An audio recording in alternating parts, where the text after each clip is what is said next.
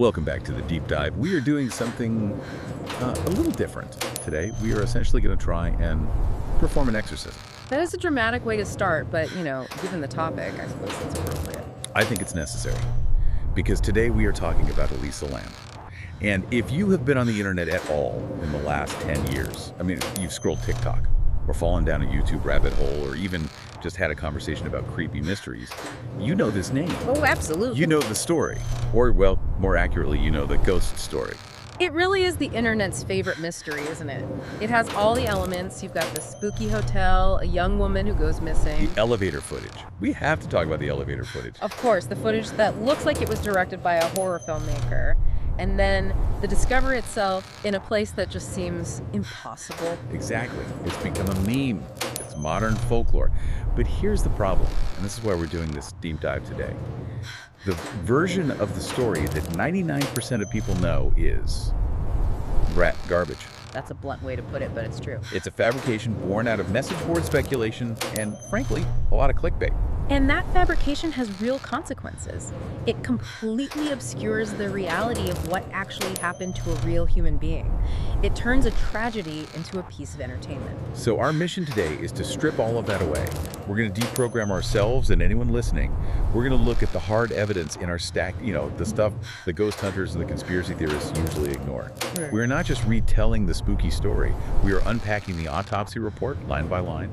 We're looking at the socioeconomic and engineering history of Skid Row in Los Angeles. Which is a story in itself. It really is. We also have an academic study on bipolar disorder compliance and a sociological paper on web sleuthing that I think explains why we are all so obsessed with this case in the first place. We really need to focus on that last part, that web sleuthing aspect, because this case isn't just about Elisa Lam, it's about the audience. It's about us and our relationship with tragedy in the digital age. It's a mirror. A really uncomfortable one. Okay, let's lay out the source material so everyone knows where we are getting our info. First up, we have the Los Angeles County Coroner's autopsy report. The primary source. No filter, no speculation, just the facts of the body. Then we have Wikipedia entries covering the Netflix documentary Crime Scene, The Vanishing at the Cecil Hotel, and also a detailed history of Skid Row. We've also pulled a Reddit thread, which we have to use critically, that discusses the history of serial killers at the hotel, just to understand the lore. Right, to understand the narrative that was already in place. We also have a blog review of the book Gone at Midnight by Jake Anderson. And then the two academic heavy hitters. The first is a paper on non-compliance in bipolar eye disorder from the Iran Journal of Psychiatry and Behavioral Sciences. And the second is a study on web sleuthing and news media representations of amateur detectives. That one is really the key to the whole second half of this story. It really is. It unlocks the why. Okay, let's jump right in. Section 1, the stage. We cannot talk about Elisa Lam without talking about the Cecil Hotel, and we absolutely can't talk about the Cecil without talking about Skid Row. Context is everything here. And I think for people who don't live in Los Angeles, Skid Row just sounds like a generic term for a bad neighborhood. Oh, it's the rough part of town. Right, you picture a few blocks that are a bit run down, maybe a bit sketchy. But our source on the history of Skid Row, it paints a picture of something much more intentional. Deliberate. Yes, deliberate. This isn't just urban decay happening by accident. This is a product of urban planning. Precisely. It's a form of social engineering. The source details a specific policy that was really formalized back in 1976, and this was the containment zone policy. Containment zone? I mean, that sounds like something out of a sci-fi dystopia, like a zombie movie. It does, but it was the reality. The city of Los Angeles, in a very explicit way, decided to concentrate all of the homeless services, shelters, food missions, SROs. What are SROs? Single-room occupancy hotels. Basically, very cheap, long-term residential hotels. The city decided to concentrate all of that infrastructure within a very specific 50-block boundary. 3rd Street, 7th Street, Alameda, and Main. So the logic was, if we put all the help here, then all the people who need help will have to go here, and they won't be in the nice parts of the city. Effectively, yes. They were trying to protect the rapidly redeveloping financial district by creating this buffer zone. They effectively trapped the population there. It's like a gravity well. That's the perfect term for it. Once that infrastructure is built, it creates a gravity well. If you find yourself destitute in Los Angeles, you inevitably end up on Skid Row because that's where the soup kitchen is. That's where you might find a shelter bed. But looking at the source, the sheer scale of this is massive. We're not talking about a few dozen people living on the streets. No, not at all. The source notes that by 2019, the population density of homeless individuals just within this 50-block zone was over 4,000 people. 4,000 people. Yes. And that's not even counting the people in shelters. That's thousands of people living in tents and cardboard structures or just on the concrete, packed into 50 city blocks. It's a city within a city. The demographics that the source points to are also really stark. It mentions that in 2019, the racial demographics were nearly 40% Black or African American. Right, in a county where the Black population is, what, 9%? Something like that, yeah. So it just highlights this brutal intersection of systemic racism and poverty. Skid Row became the repository for the people the system had utterly failed. And speaking of system failure, we have to talk about patient dumping. I read this in our notes, and I had to double check it because it seemed too cartoonishly evil to be a real policy. But this was a real thing. Oh, it was a massive scandal in the mid-2000s. The source details a big settlement with Kaiser Permanente, but they were far from the only ones doing it. So what was happening? Hospitals and even law enforcement agencies were caught discharging homeless patients. And we're talking about people who are often still recovering from surgery, sometimes still in their hospital gowns, often mentally unstable, and they put them in a taxi or a van and literally drop them off on a street corner in Skid Row. Just dump bumping. You're not our problem anymore. Go to the containment zone. That's exactly the message. It reinforces this idea of Skid Row as a place where human beings are discarded. It's a sacrifice zone for the rest of the city. And then on top of that, you have the policing strategy. The source brings up the Safer Cities Initiative from 2006. Right, the broken windows approach. This was based on the broken windows theory, right? Which is a pretty controversial idea in criminology. It is. Can you just break that down for listeners who might not be familiar with it? Sure. So broken windows is the theory that visible signs of disorder, things like a literal broken window or graffiti or trash on the street, that those small things encourage more serious crime to happen. The idea is that it signals that nobody is in charge. So the police response is? The police response is to crack down incredibly hard on all the little stuff. Jaywalking, littering, loitering, public urination, all the low-level quality of life crimes. Right. And in the context of a place like Skid Row, what does that actually look like in practice? It looks like arresting homeless people for existing in public. Exactly. You are issuing citations to people for sitting on the sidewalk when they have no home to go to. You're arresting them for sleeping in a park. And the source argues this just led to mass arrests and the complete criminalization of poverty. It didn't solve any of the root issues. It just churned people through the jail system, slapped them with fines they could never pay, and then put them right back on the same street corner. But now with a criminal record, which makes it even harder to get a job or housing. It's a vicious cycle. So let's just paint the picture here. You have this 50-block radius of extreme poverty, of untreated mental health crises, of rampant addiction, all under the pressure of this aggressive zero-tolerance policing. It is a pressure cooker. An absolute pressure cooker. And sitting right on Main Street, smack dab in the middle of this zone, is the Cecil Hotel. Or, as it was trying to rebrand itself, Stay on Main. That rebranding is such a crucial and tragic part of this story. The hotel was trying to have an identity crisis. It wanted to be two things at once. It was a schizogeographic location, a term geographers use for a place with a divided identity. They literally split the building. They renovated the lobby and a few of the lower floors to be this trendy boutique hostel for young international travelers. Right, the Stay on Main part. Vibrant colors, cool branding, targeting backpackers. Exactly. But the upper floors, those were still the old Cecil. They were still long-term residential units, SROs, for the existing Skid Row population. So you have a building where a 21-year-old student from Canada on her first solo trip is sharing an elevator with registered sex offenders, with people battling severe schizophrenia, with people who have been living in the containment zone for decades. Yes, and neither group really understands who the other group is. The tourists think they're in a quirky, vintage hotel with a bit of an edge.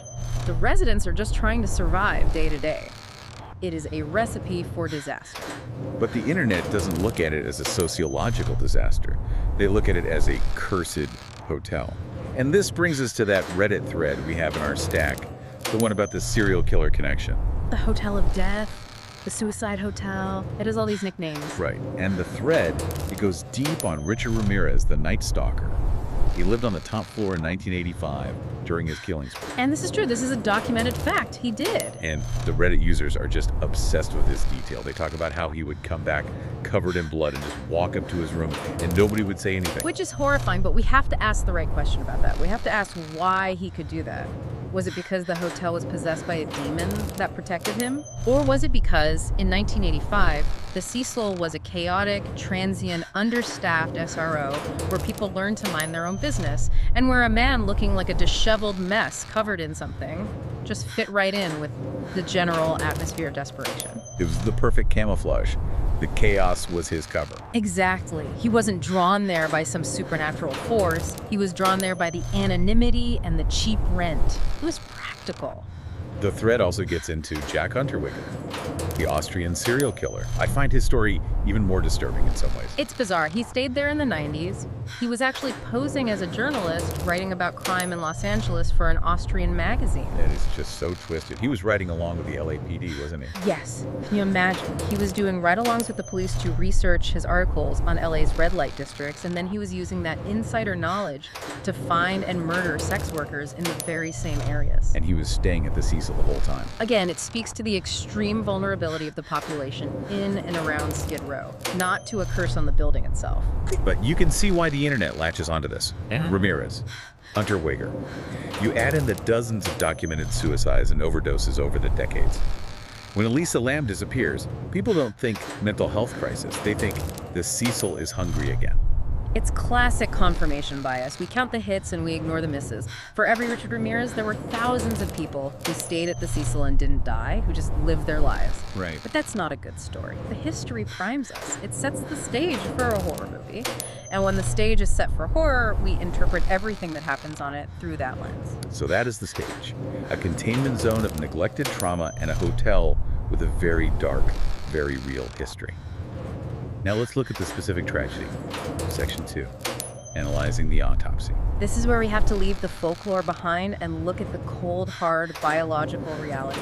I have the Los Angeles County Coroner's report right here in front of me. And I'll be honest, reading it after steeping in all the internet lore, stripping away the ghost story makes it a lot less fun, a lot more profoundly sad. It does. But it's necessary. Let's just go through it and tackle the rumors head on. Because if you read YouTube comments or Reddit threads, you will see people swearing up and down that she was found naked. Where are her clothes? Someone took her clothes to destroy DNA evidence. The fact she was naked proves it was a sexual assault. That's the narrative. Okay. What does the report actually say under the clothing section? It is incredibly specific. It lists one pair of black shorts, size men's medium, with the logo on the left front leg. Then, one green t-shirt, labeled JJM size large, with a logo on the back neck, labeled Alexander Keith's India Pale Ale. A Canadian beer brand, which makes sense since she was from Canada. Right. It also lists one pair of underwear with lace trim, one pair of black polka dot sandals, and a red sweatshirt zipper front. So let's be crystal clear for anyone listening. She was not naked. All of her clothes were found in the water tank with her body. Okay, but the counter-argument from the internet is, but were they on her? And that's a fair question. The report notes they were floating in the water or were loosely attached. This is where we have to get a little graphic about the science of decomposition. Okay. When a human body is submerged in water for 2 weeks, as hers was, a lot of things happen. Tissues swell. Gases from decomposition build up inside the body, causing it to float. This process, combined with the natural movement of the water, means that clothing, especially loose-fitting clothing like shorts and a t-shirt, can very easily slip off. So the clothes being off her body doesn't automatically mean someone stripped her. It just means physics and biology happen. Correct. It is a natural, if unpleasant, consequence of the environment she was in for that length of time. It's called artifactual change. All right. Rumor number 2, and this one was a big one. She was beaten up. Her face was unrecognizable because she was assaulted. The police are hiding evidence of bruises.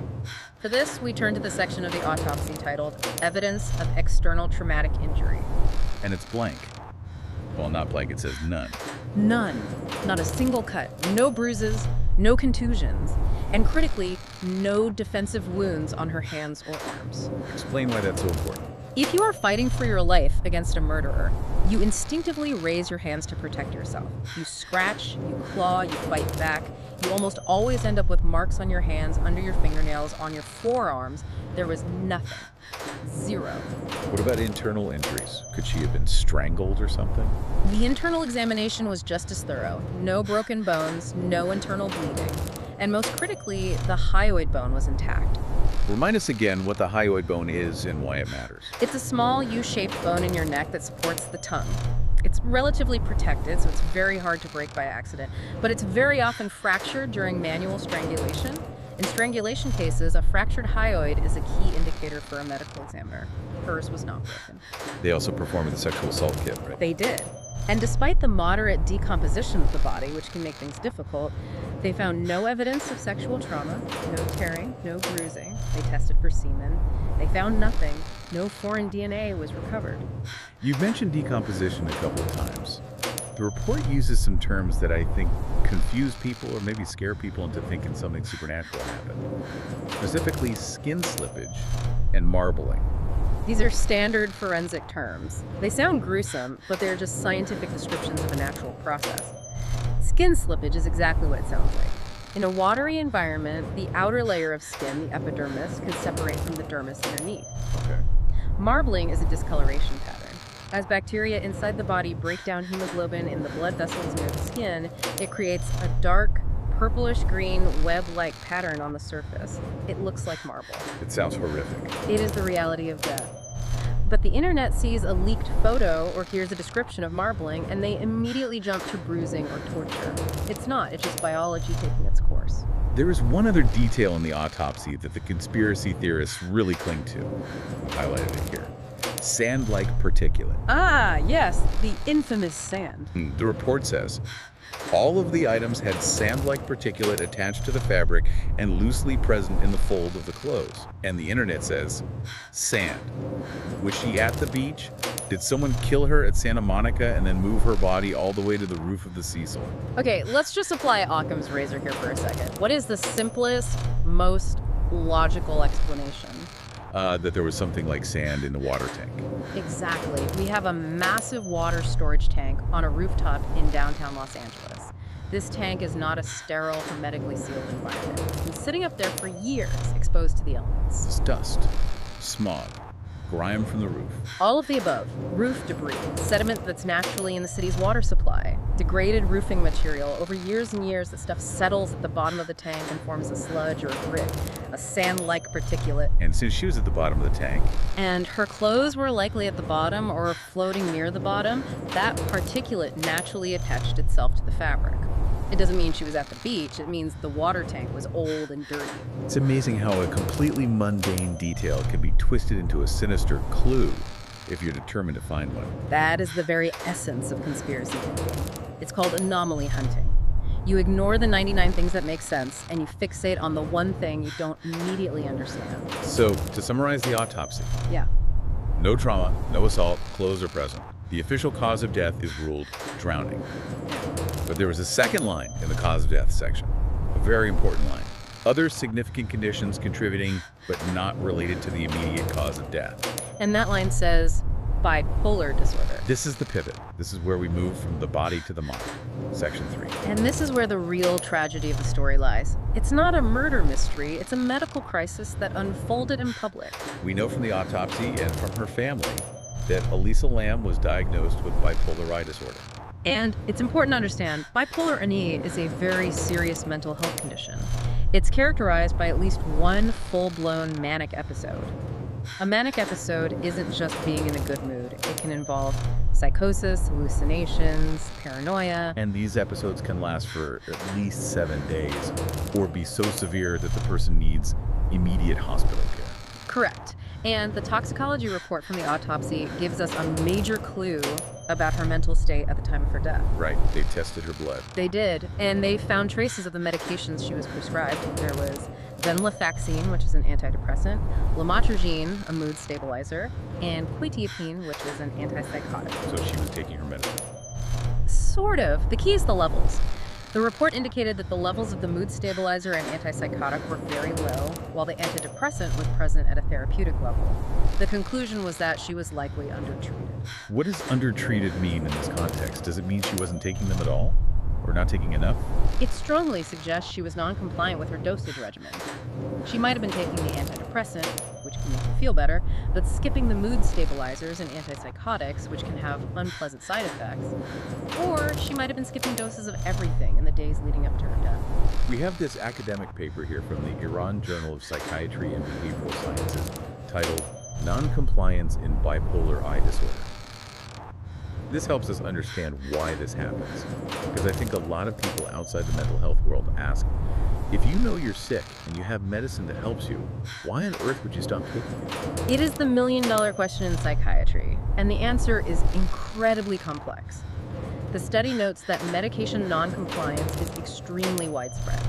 They cite figures between 40% and 70% of patients with bipolar disorder are poorly adherent to their medication. 70%. That is a huge majority. It is. The paper lists a whole range of reasons. One is just negative attitudes toward the illness, the stigma. Another is the side effects of the medication, which can be significant. But a critical one is a clinical term, anosognosia. Can you give me the like I'm 5 on anosognosia? It's a lack of insight into one's own illness. And it's not denial, like I don't want to admit I'm sick. It is a neurological symptom of the illness itself, where the brain is literally unable to recognize that it is sick. It's a neurological blind spot. The patient genuinely believes they are perfectly fine. So if you genuinely believe you're fine, taking heavy antipsychotic medication every day must seem completely unnecessary, or even like someone is trying to control you. Exactly. Why would I take these pills that make me feel groggy or gain weight or feel emotionally flat if there's nothing wrong with me? That's the logic of anosognosia. The paper also mentions the allure of mania, right? Yes. This is a huge factor. Mania can be a very seductive state. It doesn't always feel bad. In the beginning, it can feel like euphoria. It feels like ultimate clarity. Patients often report feeling more creative, more energetic, more spiritual, more connected to the universe. It's a high, a natural high produced by your own brain. It is. And the medication, the mood stabilizers, they take that away. They bring you back to a stable baseline or sometimes below baseline into a depressive state. So some people stop their meds specifically to chase that high. Okay, now let's apply all of this to Elisa Lam. She's 21. She's traveling alone for the first time on a big adventure in Los Angeles. Yeah. She maybe starts skipping doses because she wants to feel more energy for her travels, or because the side effects are a drag. What happens next? Well, if she stops the mood stabilizers and the antipsychotics, but continues taking the antidepressant, venlafaxine, that is a known risk factor for triggering a manic switch. An antidepressant on its own, without the mood stabilizer to act as a ceiling, can launch a person with bipolar I into a severe manic episode. And that manic episode could include psychosis. Absolutely. Which leads us directly to the elevator video. We have to break this down because it is the Rosetta Stone of this case for the internet. It's the most famous piece of evidence. It's the Rorschach test of the internet. Everyone sees what they want to see in those 4 minutes of grainy footage. Let's describe it. The video shows her getting into one of the hotel's elevators. She presses a whole bunch of buttons on the panel, then the door doesn't close. She peeks out into the hallway, looks both ways, and then jumps back in, hiding in the corner. Right, as if she's hiding from someone who is just out of frame. Then she goes back out, stands in the doorway, and starts making these very strange, fluid, almost dance-like hand movements. The internet sees ghosts. They say, look, she's talking to a spirit that we can't see, or she's playing the elevator game, which is some Korean urban legend ritual for accessing another dimension. But if you look at that same footage through a clinical lens, as a psychiatrist or a psychologist would, what do you see? You see a textbook presentation of psychomotor agitation. You see paranoia. You see disorganized behavior. You see someone who is likely experiencing hallucinations. Break that down for us, the hiding in the corner. Classic paranoia. A core belief that someone is following her, that she is in danger. She presses all the buttons on the panel. That's disorganized thinking, a frantic, illogical attempt to get away to any floor, to just escape. And what about the door not closing? The internet is obsessed with that. The ghost held the door open. It's far more likely that in her disorganized state, she accidentally pressed the hold door button, which is often right next to the door close button, Or the elevator's motion sensor was tripping because she kept moving in and out of the doorway. It's a mechanical issue, not a paranormal one. And the hand movements, that sort of swimming motion she does with her hands. That looks very much like she is interacting with stimuli that are not there. Hallucinations aren't just hearing voices. You can have visual hallucinations, seeing things that aren't real. You can have tactile hallucinations, feeling things on your skin. She might have felt that she was moving through something thick, like water. She might have been gesturing to a person she believed was standing in the hallway talking to her. So the invisible pursuer that the internet talks about wasn't a ghost with a cloak of invisibility. It was a product of her own brain chemistry. Exactly. And this is the most heartbreaking part of the entire case. She wasn't being hunted by a killer in the hotel. She was being hunted by her own mind. And in that state, in the grip of psychosis, mania, terror, all rational decision-making goes out the window. Completely. The primitive flight or fight response in the brain is fully activated, but the prefrontal cortex, the logic center, is offline. She has one imperative: hide. Find a safe place. So she flees. She gets to the roof somehow, maybe through a fire escape or an unlocked door. She's up there terrified, looking for a place to hide. And she sees the water tanks. To you and me, a giant dark water tank is a terrifying claustrophobic death trap. Right. To a person in the grip of paranoid psychosis, it looks like a bunker. It looks like the ultimate hiding spot. If I can just get in there, he can't get me. So she climbs up the ladder, manages to open the heavy lid, which police said was not locked. And she climbs inside. Maybe she even closes the lid behind her to be extra safe. And then the tragedy completes itself. The manic energy fades, the psychosis perhaps recedes for a moment, and she realizes she can't get out. The sides are too slick, the water level is too low to give her a boost. And that is how the drowning happens. It is a sequence of mental health failures and bad luck, not a sequence of criminal acts. Yes. It really changes the entire texture of the story, doesn't it? It goes from spooky internet mystery to utterly preventable public health tragedy. It does. And that shift is uncomfortable for a lot of people. We prefer the mystery. Which brings us perfectly to section 4, the crowd. Why did the internet so vehemently refuse to accept the tragic medical explanation? We have a fascinating paper here from the journal Crime Media Culture called What's the Deal with Web Sleuthing? And it really is a mirror. It forces you to look at your own consumption of true crime. The paper analyzes this whole phenomenon of what it calls vigilantism. Vigilantism, digital vigilantism. Right. But the concept that really stood out to me in this paper is something the author references called wound culture. That is a visceral phrase, wound culture. What does it mean? It's a term coined by a sociologist named Mark Seltzer, and it describes a society that compulsively gathers around trauma. We bond over the shared witnessing of violence and death. The wound of the victim, in this case Elisa Lam's death, becomes a kind of public square, a theater where we all meet to talk, to speculate, and, to feel something. So we aren't just investigating for the sake of justice. We are consuming the pain for connection, or for a thrill. Yeah, for both, and for entertainment. The paper argues that the line between news, justice, and entertainment has completely dissolved. We live in an age of infotainment. Elisa Lam's death was packaged and sold as a consumable product, a mystery box for the internet to unbox. The source also breaks down the motivations, like why web sleuths do what they do. What is the psychological driver? A huge part of it is a desire for agency. We live in a chaotic world. We often feel helpless in the face of big, scary events. Solving a puzzle, even a tragic one, makes you feel powerful. It makes you feel like you are restoring order to the universe. The sense of control. Exactly.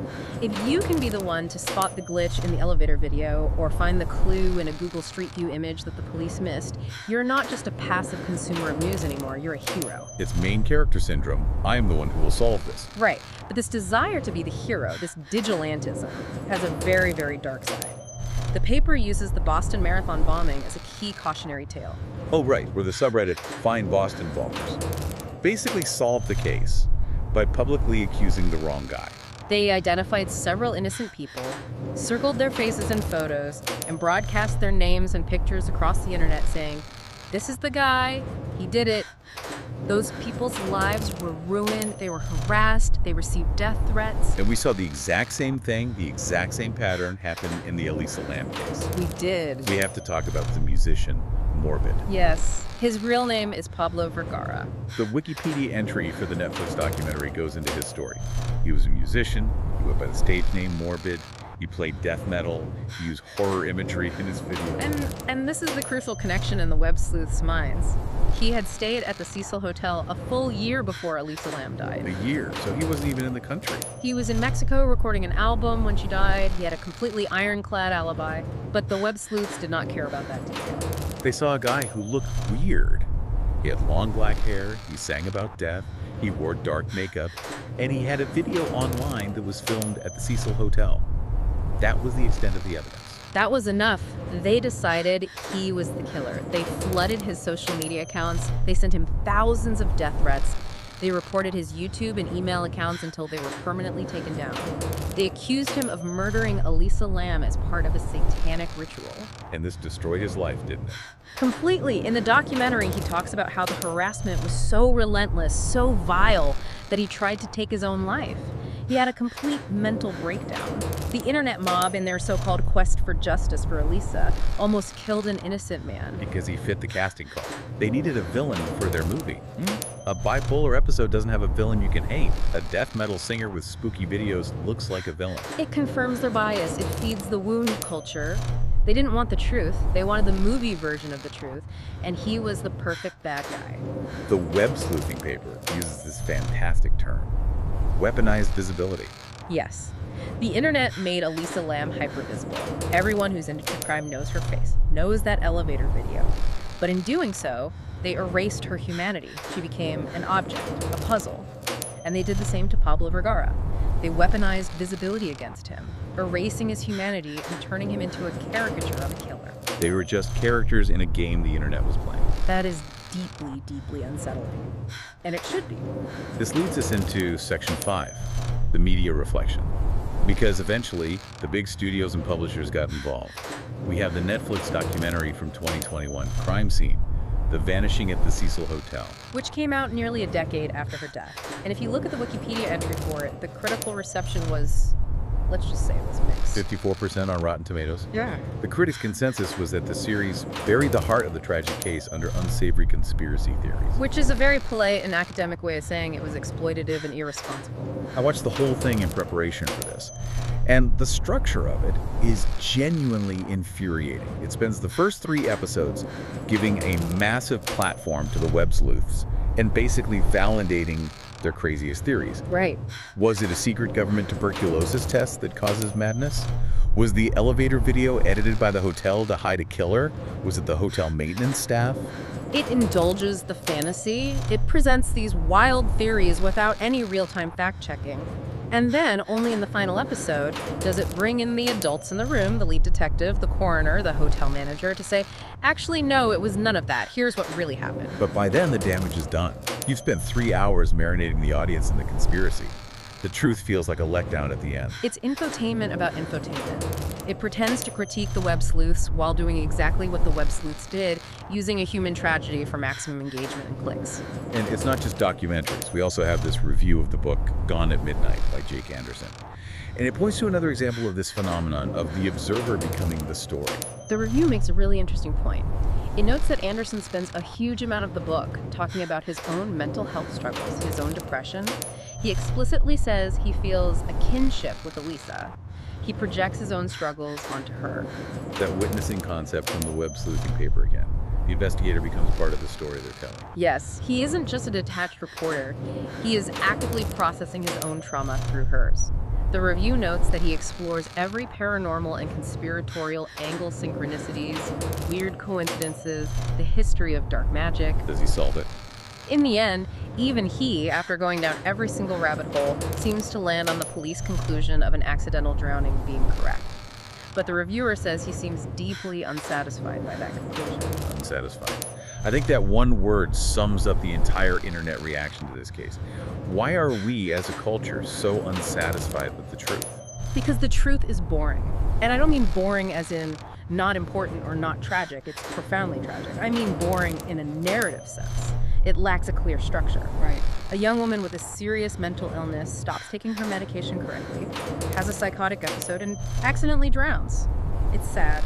It's heartbreaking. Yeah. But it's also random. It's chaotic. It's medical. A secret government conspiracy involving a cloak of invisibility test and a cursed hotel that eats its guests. Yeah. That has structure. That has meaning. That has a villain. Exactly. We are pattern-seeking animals. We crave meaning. We want the world to make sense, even if that sense is dark and conspiratorial. We prefer a dark conspiracy to a random tragedy because a conspiracy implies that someone, somewhere, is in control. Whereas a random tragedy implies that none of us are in control. It means we are all vulnerable to our own biology, to random chance, to systemic failures, and that is a far more terrifying thought than any ghost story. So let's try to synthesize all of this. Section 6, justice versus entertainment. At the end of the day, we have two completely competing narratives about what happened to Elisa Lam. On one side, you have the autopsy, the facts, cold, Yes. clinical. The key words are drowning, bipolar disorder, accident. And on the other side, you have the algorithm, the web sleuths, YouTube, TikTok. The keywords are murder, cover-up, mystery, unsolved. The conflict is between reality and entertainment. And unfortunately, in the 21st century, entertainment usually wins the battle for our attention. It almost always does. But the real story, the one that we should be talking about, the one that could actually lead to positive change, is found in that source material about Skid Row. Right. If we want to be angry about this case, we shouldn't be angry at a ghost or a heavy metal singer from Mexico. We should be angry at the policy of the containment zone. We should be angry that a city in the richest country in the world decided that the best way to deal with its most vulnerable citizens was to wall them off and forget about them.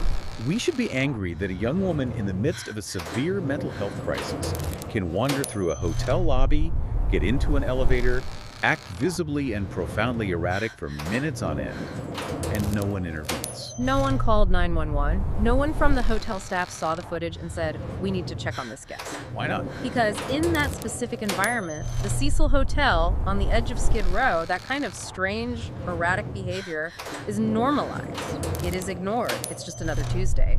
She slipped through the cracks of a deeply broken system. That is the real horror story. Yeah. The boring, systemic failure that allows tragedies like this to happen. She was failed by a mental health infrastructure that is difficult to navigate and carries immense stigma. She was failed by the urban planning policies that created the chaotic and dangerous environment of Skid Row. And then, after she died, she was failed by all of us, the public, who turned her private agony into a public puzzle. Weaponized visibility one last time. We all looked at her, but we didn't see her. We saw a clue in a video game. We didn't see a person who needed help. So as we wrap up, this has been a really heavy deep dive. But I think it was a necessary one. An exorcism, like I said at the beginning. It was, I agree. What's the final takeaway for the listener? What should they do the next time a case like this goes viral? Skepticism, critical thinking. When the internet presents you with a mystery, you have to ask yourself, is this a genuine mystery with competing evidence? Or is it just a tragedy that has been deliberately distorted for engagement? And look for the boring documents. Yes. Go find the boring documents. Read the autopsy report yourself. Read the history of the neighborhood. Don't rely on the 10-minute TikTok summary with the spooky music. And I'll leave you, the listener, with this final thought. We live in the golden age of true crime. We devour these stories on podcasts, on Netflix, on YouTube. But we have to ask ourselves, are we actually helping? Are we advocating for the victims? Or are we just tourists in the wound culture? Are we seeking justice, or are we just being entertained by someone else's worst day? A provocative question to end on. Go read the sources. See the human being behind the beat. Thanks for diving deep into this.